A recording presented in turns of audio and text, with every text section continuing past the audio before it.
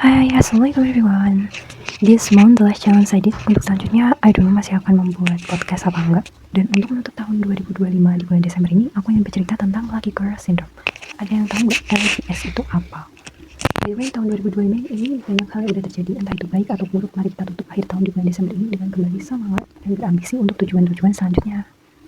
So, bagaimana dengan kalian? Apakah tahun ini tahun dimana impian kalian tercapai? Atau tahun ini adalah tahun pembelajaran dan impian kalian masih belum tercapai? I would say it's not minus. We still have a lot of time to keep striving dan tentu saja untuk mulai kembali menata satu persatu. Adulting mungkin sangat melelahkan untuk kita yang baru saja beranjak dewasa atau memang sudah dewasa cukup lama tapi masih cukup kewalahan menghadapi hal-hal yang datang. Jadi 2026 mari kita mulai believe in yourself, believe in your guts, do whatever you think works for you.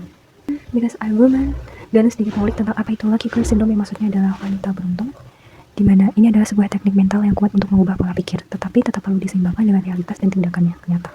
Udah sempat viral sih, ini jauh-jauh hari, udah lama banget. Ini semacam manifestasi keberuntungan yang dilakukan terus-menerus. Manfaat dan pengaruhnya pun besar dalam kesehatan dan kesejahteraan hidup, tapi perlu diketahui bahwa Lucky Girl Syndrome harus tetap menyadari fakta bahwa hidup itu nggak adil dan tidak selalu mengikuti keinginan kita. Menerapkan LGS itu sangat potensial untuk dicoba karena selain bisa meningkatkan kepercayaan diri dan optimisme, mendorong pola pikir positif dan melihat peluang, juga memberikan motivasi untuk mencoba hal-hal yang baru. Aku ada beberapa tips yang dapat dari internet. Ada 5 cara untuk memiliki Lucky Girl Syndrome. Yang pertama, ubah cara bicara kepada diri sendiri. Seperti yang awalnya sering mengatakan hal-hal negatif pada diri sendiri, mulai sekarang coba untuk mengubahnya dengan hal-hal positif. Yang kedua, gunakan afirmasi positif. Bukan rahasia lagi untuk metode ini ya guys, karena sudah banyak orang melakukan dan menyarankan metode ini untuk menyeting alam bawah sadar untuk percaya dengan kalimat positif yang kita ucapkan, seperti aku beruntung, segala sesuatu berjalan baik bagiku, atau aku akan mendapatkan yang terbaik, dan lain-lain. Biasanya afirmasi ini dilakukan sebelum tidur malam dan saat bangun pagi hari. Lakukan konsisten. Yang ketiga itu lakukan konsisten selama 30 hari. Karena memiliki Lucky Girl Syndrome adalah mengubah pola pikir, jadi dilakukan hanya beberapa hari atau seminggu itu kurang efektif. Butuh kira-kira sebulan untuk memulai kebiasaan yang baru. Yang keempat, itu percaya dan yakin. Setelah menerapkan semuanya, yang perlu dilakukan adalah yakin dan percaya, karena rasa insecure itu bisa aja datang sewaktu-waktu. Jadi perlu dipertahankan agar rasa insecure bisa lebih mudah diatasi dan tidak mempengaruhi kita.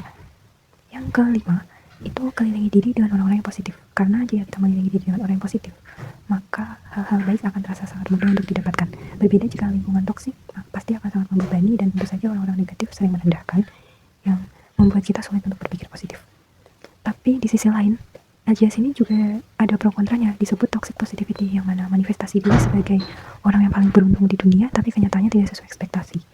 Hal itu bisa saja memicu kekecewaan bagi sebagian orang, bahkan bisa jadi trust issue dari banyak hal termasuk pada diri sendiri. Tapi menerapkan metode LGS pun gak ada salahnya, asal jangan sepenuhnya berharap pada satu hal saja.